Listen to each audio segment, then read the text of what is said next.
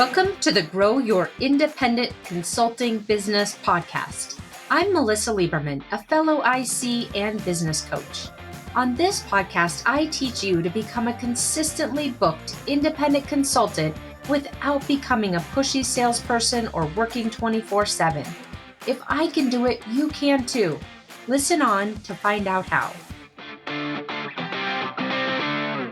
Welcome to this week's podcast episode. I'm so excited to introduce to you Chelsea Lewis. You're going to hear Chelsea and I have a conversation about her independent consulting business and the lessons that she's learned in little less than a year being in business, and how she's been able to go from about a 4 out of 10 in terms of her level of confidence, of ability to generate leads and acquire new clients, to the results that, I'm not going to spoil it, but to the results that she's created in her business, and how she was able to move from that low level of confidence to having landed clients and having a predictable, repeatable pipeline process. So I can't wait for you to hear what Chelsea has to share. She's going to talk about the mistakes she was making early on, even though she came into this with some selling experience, the mistakes she was making, the learning and unlearning that she had to do,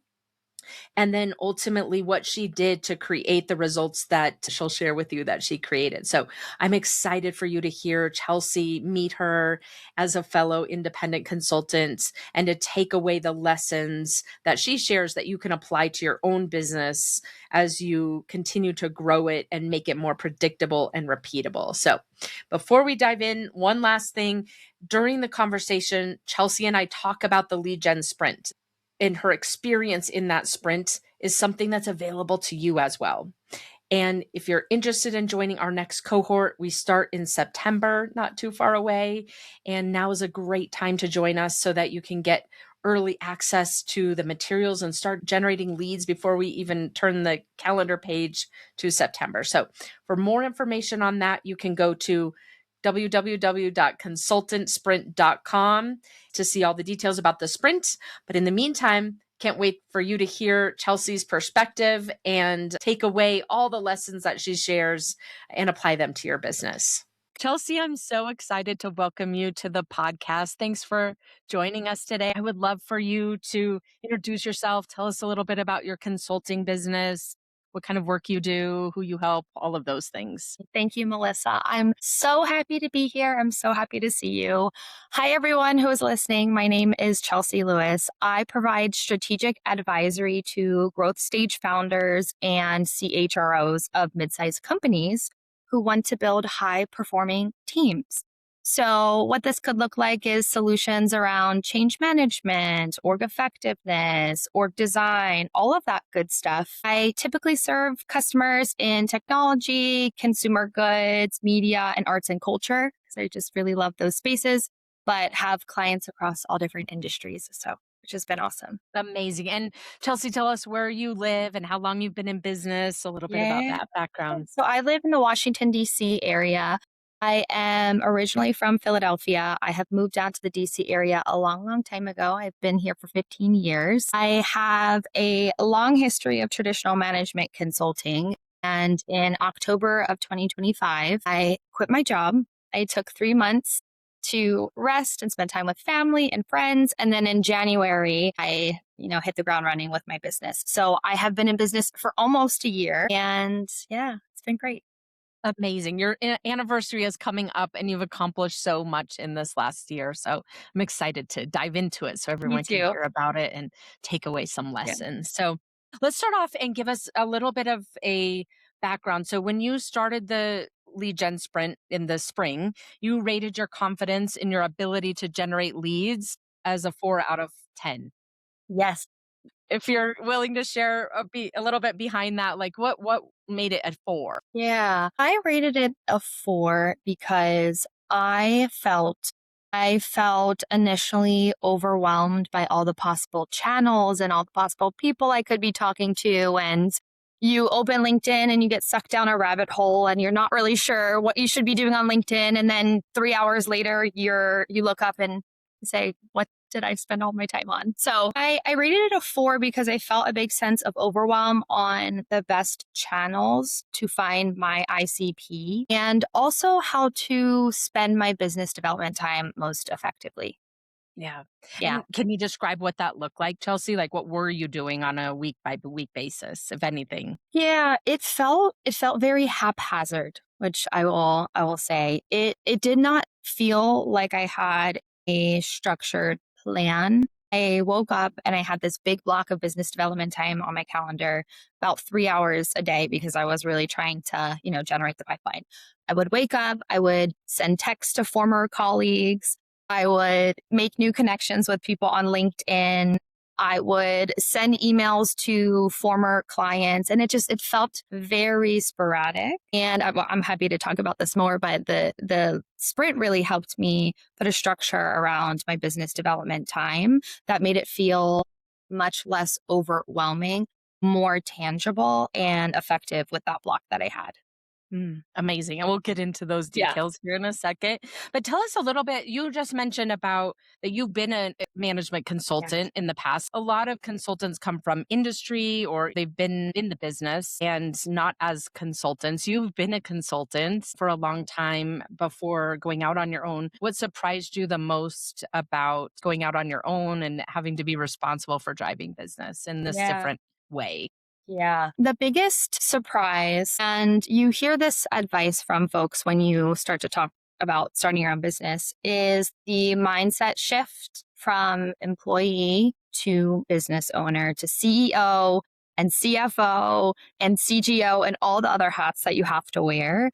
There is a mindset shift that happens over time and is still happening, right? I'm in the first year of my business, but that was the most surprising. When I was in traditional management consulting, I had a $3 million revenue target that I hit regularly. I had sales calls. I knew the business development process really well. I had actually an arsenal of selling skills that I could lean on. And when I switched over to becoming my own CEO, those skills kind of go right out the window. You say, how do I apply them to me? Yep. Yeah. And what would you say to someone too that comes into this with none of those skill sets or background in selling any work before they go independent? So I would say this not just related to selling work, but also all of the other skills that you need to be your own independent consulting business owner is entrepreneurship and business ownership is not a personality trait. It's not Mm, a fixed set of personality traits. Entrepreneurship and the business development piece, they are all very learnable skills and micro skills that you can acquire over time. So if anyone is listening and you're a person who says, I'm too introverted or I think selling is kind of cringy, there are ways that you can find to sell that feels very organic for you, that's connection focused and acquire those skills. Yeah, I like to think about it as really it's just taking consulting skills and applying it to a process where they haven't yet engaged you formally. But there's so much overlap between consulting and selling that I think a lot of times we think about these two separate phases when in fact it's really one phase. It's just they've either signed a contract or they haven't. And we can get our mind around it that way. It takes some of the pressure off.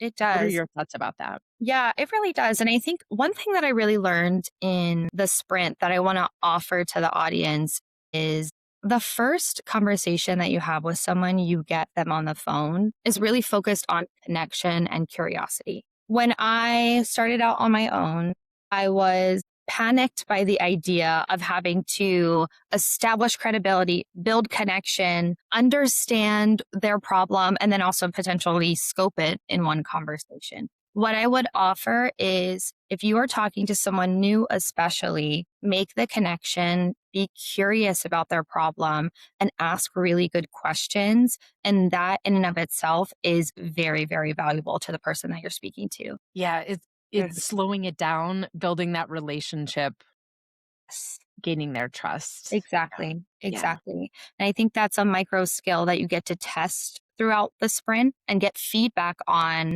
over the course of a couple of weeks. And towards the end of the sprint, you feel, okay, those conversations feel a little bit more organic. They feel a little bit more comfortable. So you came into the sprint, you had a lot of experience selling when you were in corporate, in your management consulting Yes. experience. Then you had some I don't know, amnesia, some Exactly. challenge applying it to your own selling your own work, and then you started off on the sprint. Tell us a little bit about why you decided to do the sprint, especially because you had some of these skills coming into this process. Yeah, I decided to do the sprint because of partly what I mentioned earlier in this sense of overwhelmed by the possibility of how you could spend your time. Mm. Because a big takeaway for me is there are so many different ways to build your business, and a lot of them are viable, right? Going to in person events, being a part of networking communities, reaching out to former colleagues, talking to previous clients. There are so many ways to find opportunities, and opportunity really is abundant. But I joined the sprint because I needed to focus. I needed to focus my time. I needed a little bit more structure. And that's what the sprint provided for me. Mhm. Amazing. Okay, so we started off on the sprint.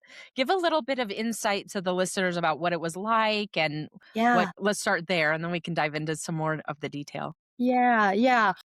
Yes, absolutely. And the one thing that I want to add to the previous question is I joined the sprint at what felt like the perfect time in my business because my first high five figure contract wrapped up. I had a 6-figure opportunity in the pipeline, and we actually got to a signed engagement, but that fell through because of funding.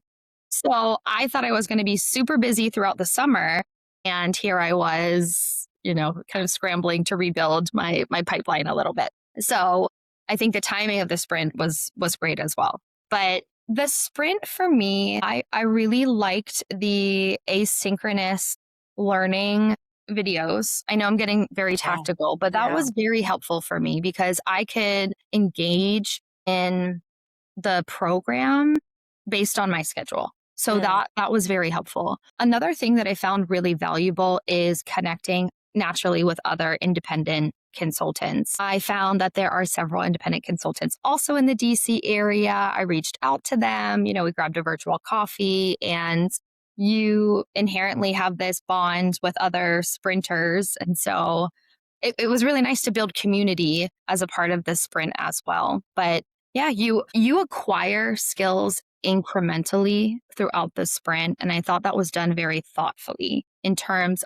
of not overwhelming the independent consultant with everything they need to know. You focused in, okay, this week, the next week, and the following. These are the skills that we're going to be working on and testing. And what I would like to offer to future sprinters is to think about it as an experiment and don't make it mean anything about your capability or your worth as a business owner, because from a scientist's perspective, they run the experiment and the data is the data. They don't make it mean anything about their worth as a scientist or their ability as a scientist. The data is just the data. So I, throughout the sprint, acquired this experimental mindset that has helped me in other facets of my business as well.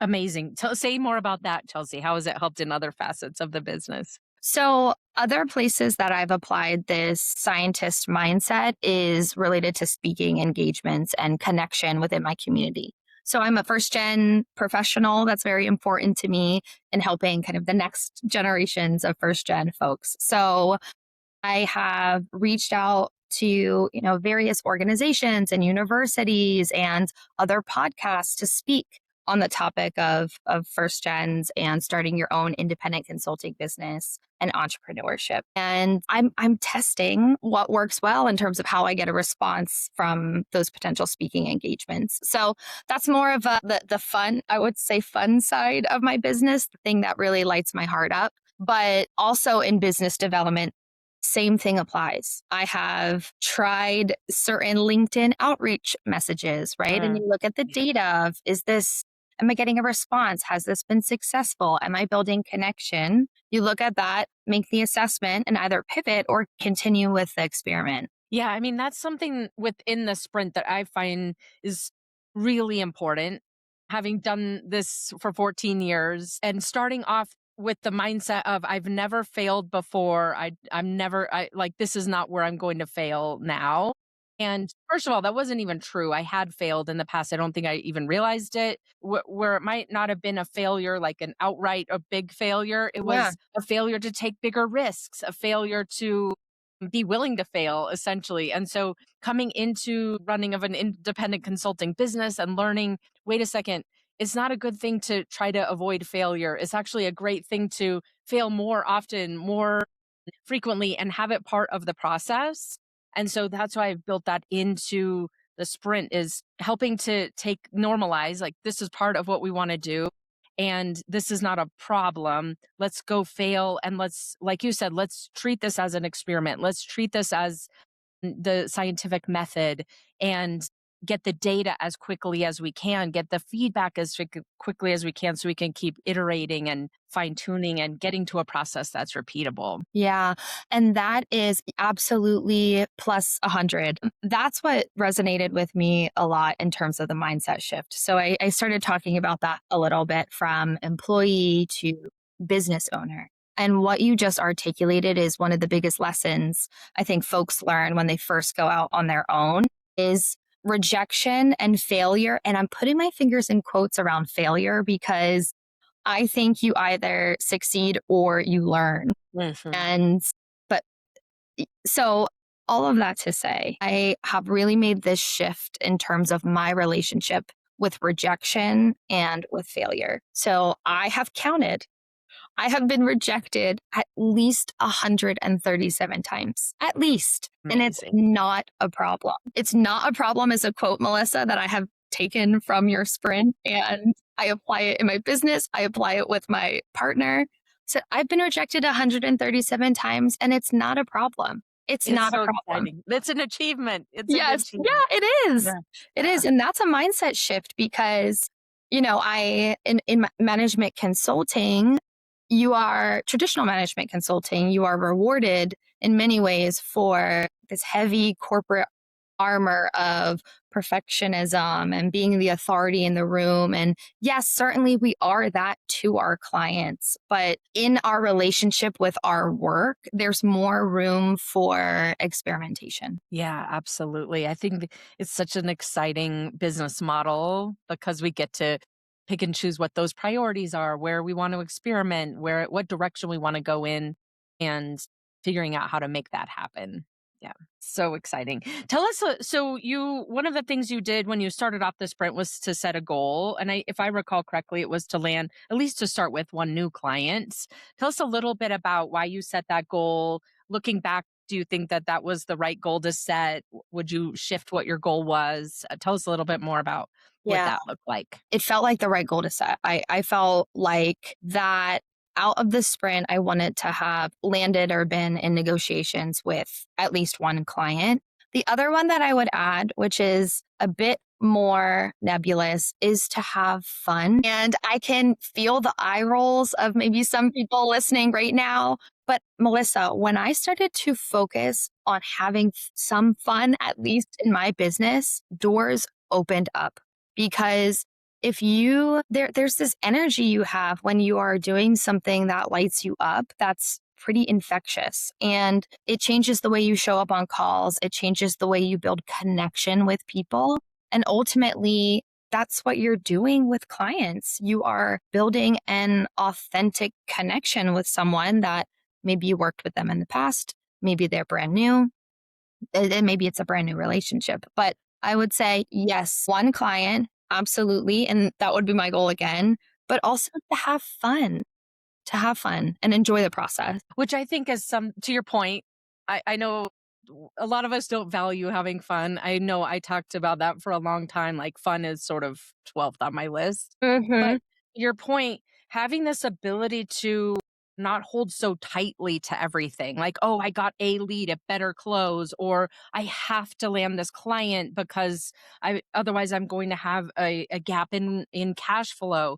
Like, when we are treating everything and holding it so tightly, we end up, to your point, having that energy of desperation or we end up settling or negotiating against ourselves because we're holding on to that so tightly. So Yes. being able to have a process that you can rely on, that where you don't have to hold on to any one thing so tightly, that it can be fun. It can be more about the relationships you're building, who you're meeting, getting on the calendar of people maybe you thought would never accept your invitation to meet. Like Yes. those kinds of things that are fun, that ultimately do result in business down the road, but not feeling like I need to make this one conversation into something specific.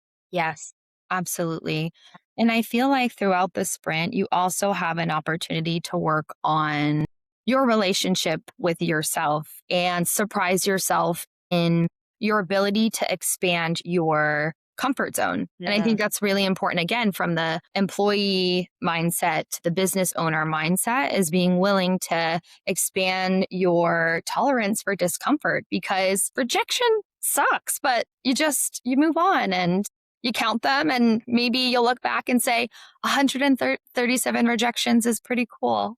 It is pretty cool, Yeah. right? And some of those may come back at some point. Often Yep. they do. Out of 137, for sure, a handful of those will come back. Yep. You've built those relationships. So it's not a kind of a rejection forever. It's Exactly. maybe in the moment. Yeah. Exactly. One of the things you shared before you joined the sprint, you were talking about you weren't sure how to use your time or what was Yeah. effective or how to structure your lead gen. Tell us a little bit about how the sprint helped you to create structure and address that challenge that you came in with. Yeah.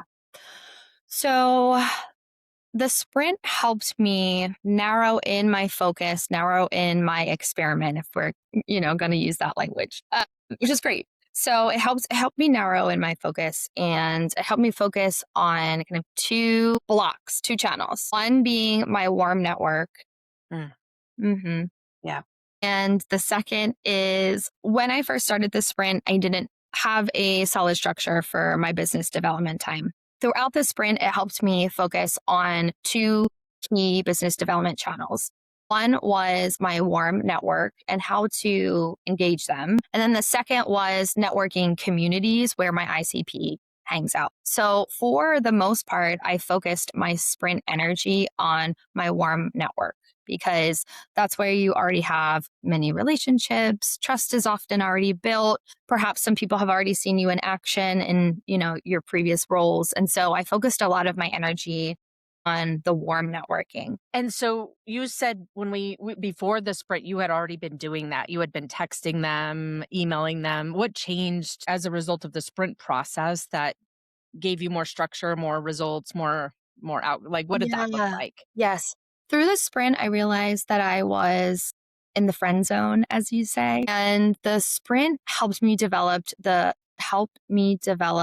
micro skills of how to navigate those conversations and get them out of the friend zone. So it helped me structure the conversation in an organic way, but make sure that I always have a follow up or an action item or a call out based on what they said in the conversation. If there appeared that there was not a specific opportunity with this person based on that conversation, I would ask for 2 to 3 connections to my ICPs, which opened up a lot of opportunity. Yeah. Hmm. And one of the challenges I find it with the warm network is a lot of times we're worried they're going to think I have an ulterior motive. How did you overcome that if you had that thought process? Yeah, I didn't have that thought process. Mm, I amazing. know that people do experience that, but I didn't have that thought process because I, throughout my career, have hopefully given generously to the people Mm. in my network and supported them. And that's just how I like to maintain my relationships. And so I know a lot of people in my warm network were very excited to provide support and ask how they could help. So I think for listeners, it's just a call out that no matter where you are, if you are thinking about starting a business, if you are in your own IC business, give generously to your network. And it's better to have those strong relationships before you need to call on them. Yeah. Yeah. And then if you don't and you haven't, how would you think about it? So when you're reaching out and talking with someone in your warm network, and maybe you haven't done that, kept the relationship warm. So yes, throughout the sprint, there were times where I was reaching out to folks that I worked with, 10 years ago. And I think a lot of the thought processes that folks might have are, I don't want to reach out to this person because it's strange. I haven't talked to them in a decade. Or they are going to think that I'm Yeah. just trying to get something from them. But what I learned throughout the sprint, and this is a part of the mindset shift, is there is inherent value in being the first person who reaches out because we know everybody is busy. Everyone is doing the best with what they have, keeping their heads above water. And there is value in being the first person to reach out and make a connection, even if it's 10 years old. So I would encourage anybody listening to take the action, see what happens. I Some of my most favorite conversations that I've had since I started my business have been with colleagues I haven't talked to in a decade.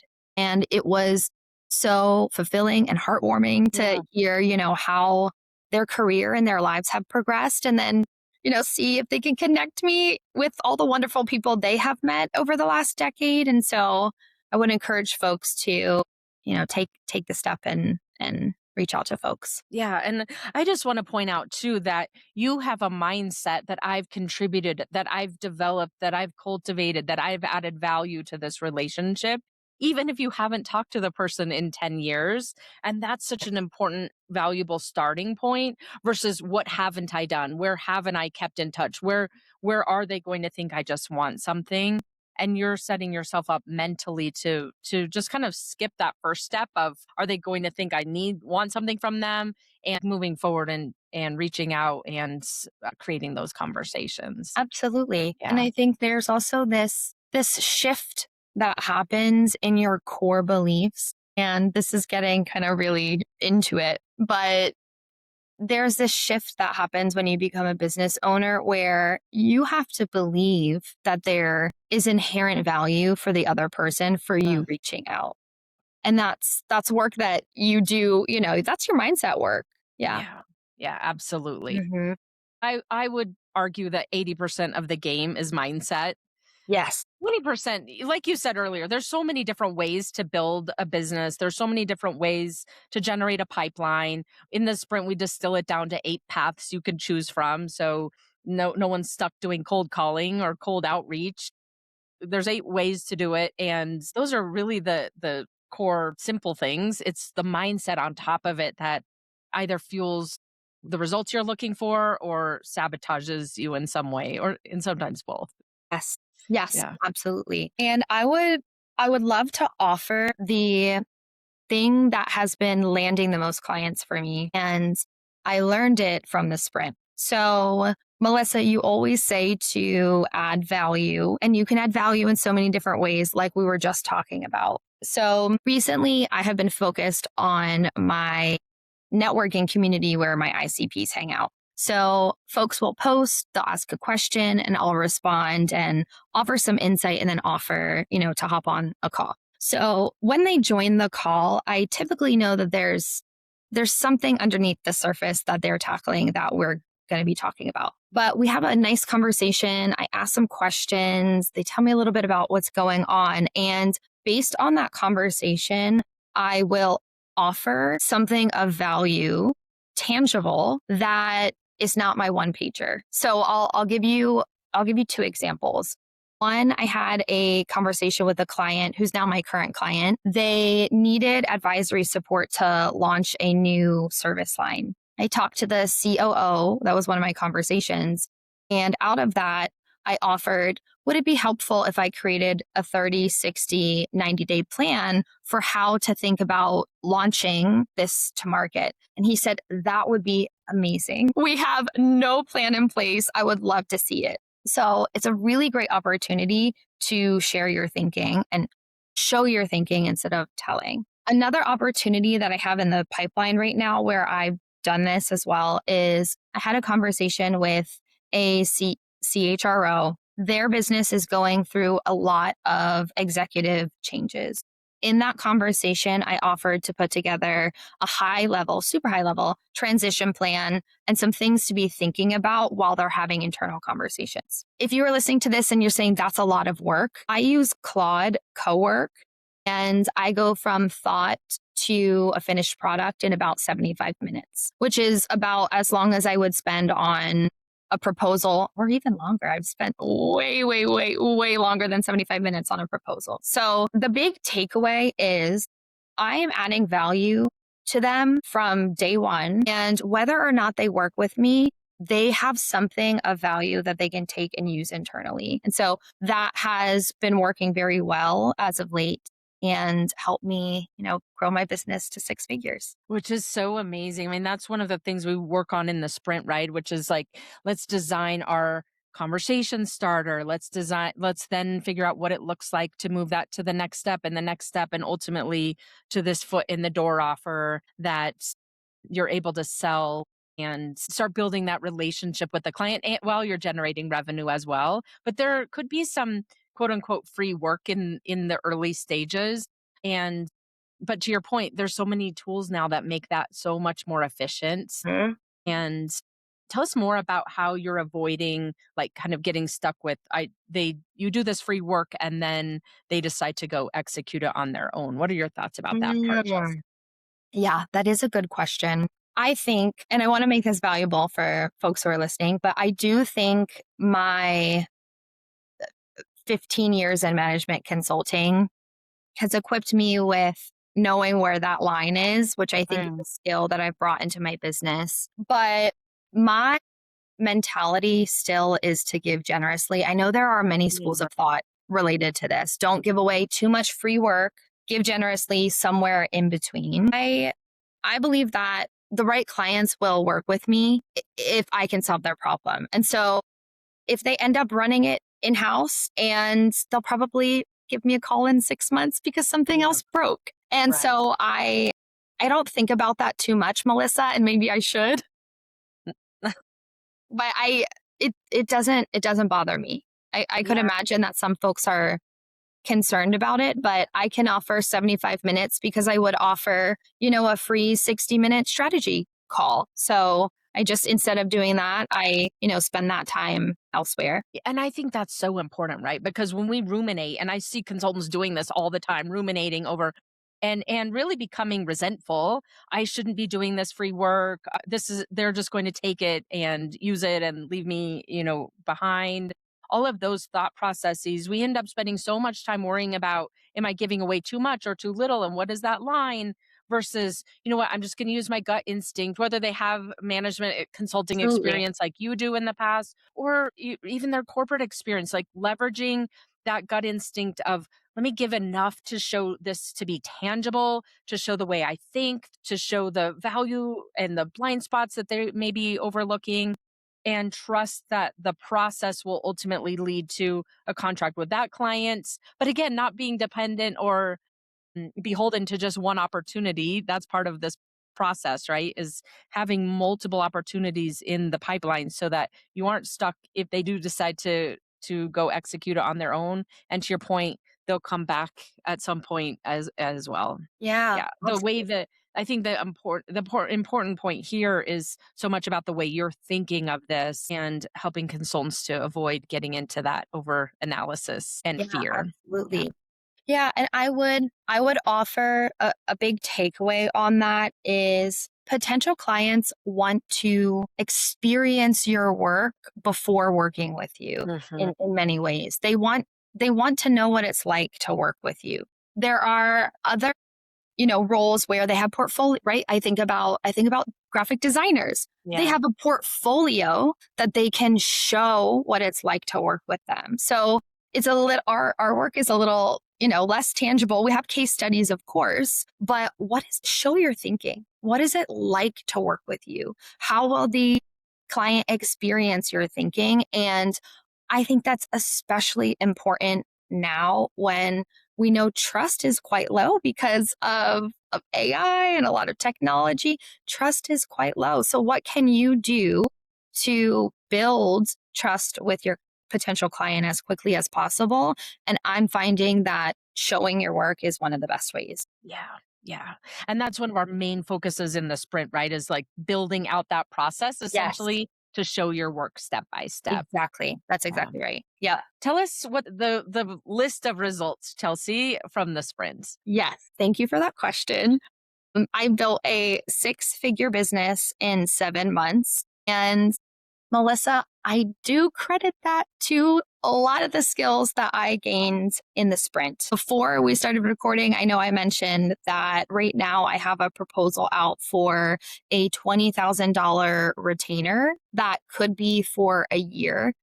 Which I'm very excited about and talking to the client tomorrow. So I'll keep you posted on how that goes. But big takeaway, I built a 6-figure business in 7 months. The skills I learned in the sprint helped me significantly, both tangible skills in how I structure my business development time and also in the mindset to continue even when things get tricky or hard or they're a little bit uncomfortable.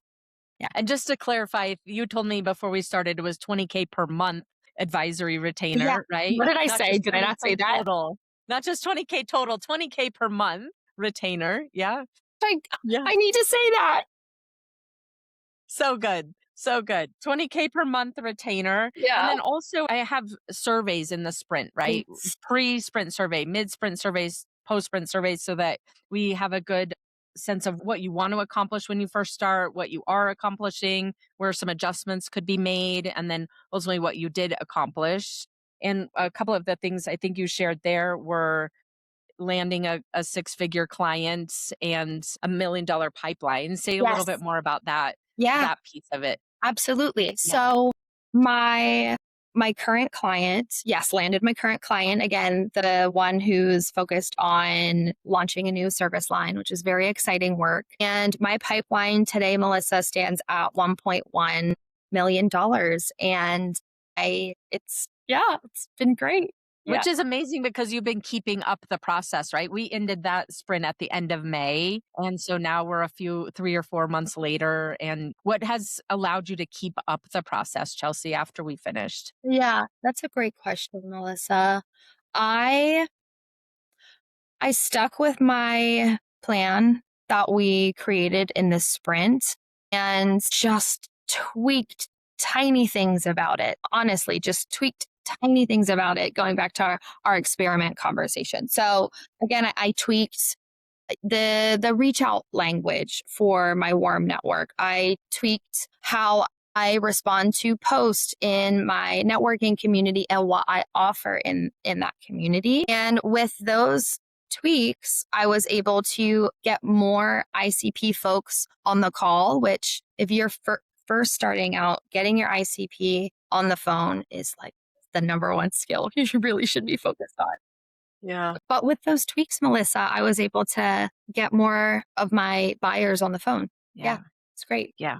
Mhm. And tell us some more about the intangible. So those are the tangible results. Say a little bit more about the intangible results that you were able to accomplish. Yeah. So it's definitely something we've been talking about throughout the conversation here, but it's really my growth and relationship with rejection and what I consider failure and my ability to continue even when all of the data isn't there. One of the intangibles that I got out of the sprint is to keep working the process, even if the data hasn't shown up yet. And so there has to be this core belief that what you're doing will lead to opportunities, that it will generate a pipeline for your business. Because if you don't believe that the actions that you're taking in the sprint and beyond aren't going to yield potential opportunity, then it likely will not. Yeah. It likely will not. So I think working the process over a series of weeks, even though I didn't land that client on the first week, right? For me, it took the full 6-7 weeks. Yeah. You describe, there's a few things in the post sprint survey, if you're game for me to ask you about, Yeah, let's that go. you Yeah. shared. The first one is you said, why spend the time guessing? So Tell us a little bit more about, you said you wanted to join the sprint so that you could have the structure. In hindsight, tell us a little bit more about how that was valuable to you. I think you have put so much thought and experience into the structure of the sprint, down to the educational resources. I would offer that anybody who's thinking about starting an independent consulting business, why guess for years and years when you could do a sprint for a couple of weeks and build those foundational micro skills that you need to be a successful business owner and to be a person who feels confident that they can generate leads and opportunities when they need to for their business. So that's definitely what I meant, Melissa, in that post sprint survey around why guess and waste your time for years, learning these skills, because it takes a while. It takes a while. And the sprint provides you access to that structure, like we were talking about, that has been tested over years and years and years with many other IC businesses. Yeah, some of them having been in business for 25 years and coming back and trying to shore up this process because they've skipped over it for so long. So, to your point, whether you're brand new or someone who's been in business for a really long time, the point is addressing it now before you Yeah. look back 20 years later and say, I wish I had just focused on some of these micro skills to make it easier to land clients. It doesn't have to be challenging. It doesn't have to be challenging. And if a management consultant is listening to this and, asking themselves, well, I've been in consulting for 15 years, I sold $3 million. Why do I need to, be a part of a sprint? I actually think that though a lot of selling skills did come with me with a little bit of selling amnesia, like we talked about, there is some unlearning that I felt like I needed to do as a traditional management consultant, and then what it means to run your own business. And again, that mindset shift. And so that's what I would offer, is to be curious about the skills that you likely still need to develop if you're thinking about starting your own business. Which I think is good news for both the management consultants who have been doing this for a long time. They've got a leg up in, like you did, in some of the basic skills. But then at the same time, if you come to this not having a management consulting background, there's some things that you don't have to unlearn as well. Exactly. So everyone's in a good starting spot here. We just need to move forward and build out those micro skills so that you can fill your pipeline and land the clients that you want to land. Exactly. Yeah. Let's see. You just one more post sprint survey question. You said that the sprint was worth every penny. So I would love to hear and have you share with the listeners what made the investment worth it to you. I got all my money back and more, Melissa, with landing a client. So numbers to numbers, it made sense. It paid for itself and then some. So it paid for itself. But I got so much value out of the intangibles from the sprint, specifically related to mindset that we were talking about. No matter if you're coming from a traditional management consulting role or not, there is an identity shift that has to happen in your business. And that shift is often, like we talked about, working the process, even if the data is not there just yet in terms of outcome. You might be getting the data of these outreach messages aren't working. Great. That's good. That's good information for your business. But you have to be willing to work the process without the immediate outcome. And that's an identity shift in many ways for lots of folks. Yeah, absolutely. And like you were saying earlier, having that trust that it's going to work without the evidence in order to create the results versus expecting that immediate gratification in order to feel like you're on the right track. Yeah. Yeah.